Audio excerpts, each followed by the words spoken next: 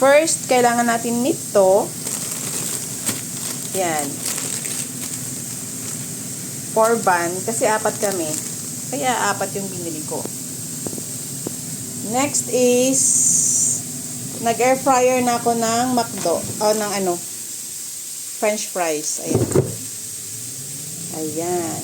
I am cooking, yung meat. Steak hache. Tawag doon. Yun, steak hache. Pure beef. 100% pure beef. Yan. 4 din siya. So, nagpainit na ako ng pan para sa ipainit yung yung bun natin. Yan. So, ito na guys. Initin na natin yung 4 na bun natin.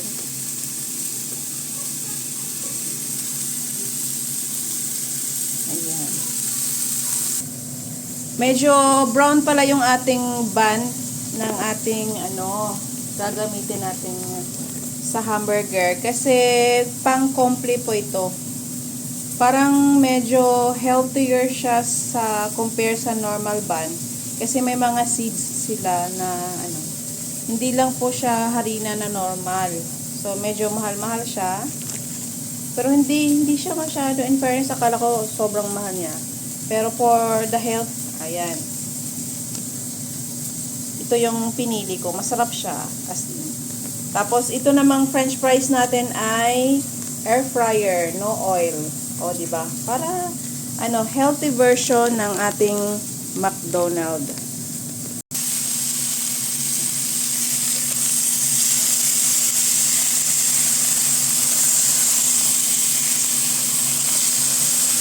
Ayan. Apit na siya maluto. Next, ay ito naman ang initin natin. Yan.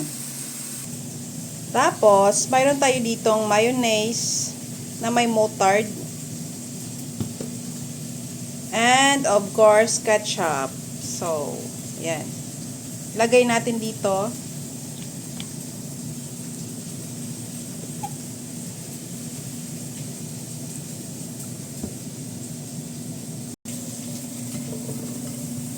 Mayonnaise. Ayan. Hirap ng isang kamay lang.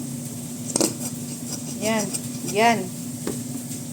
May ketchup at mayonnaise. Tapos magmekos-mekos. Ayan. I-mekos-mekos natin. Para maging talaga. Taste McDonald's or hamburger na nasa fast food. Ayan, masarap siya guys.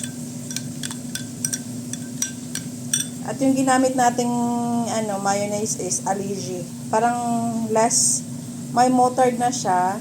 Tapos less oil, something like that. So, alam naman natin na hindi masyadong healthy yung hamburger, maraming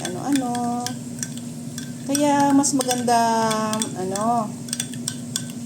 gumawa tayo ng homemade na hamburger kasi nagagamit natin yung mga product na hindi masyadong oily or bread halimbawa na special, na healthy, tapos french fries na hindi nakaprito. Yan. So I think luto na ang karne. Yan. Luto na siya. At ito ay luto na rin. Hindi. Luto na rin siya. Ay, luto naman siya. Mainit na siya, I mean.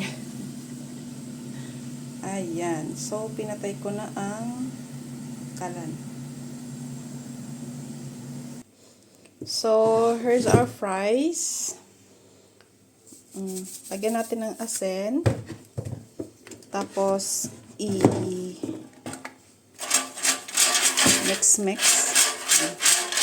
Ayan. Yun yung hamburger ng kuya. Ayaw na niyang veggies. Ayaw niya ng gulay. Salad at onion. Ayan. Yun ang gusto niya.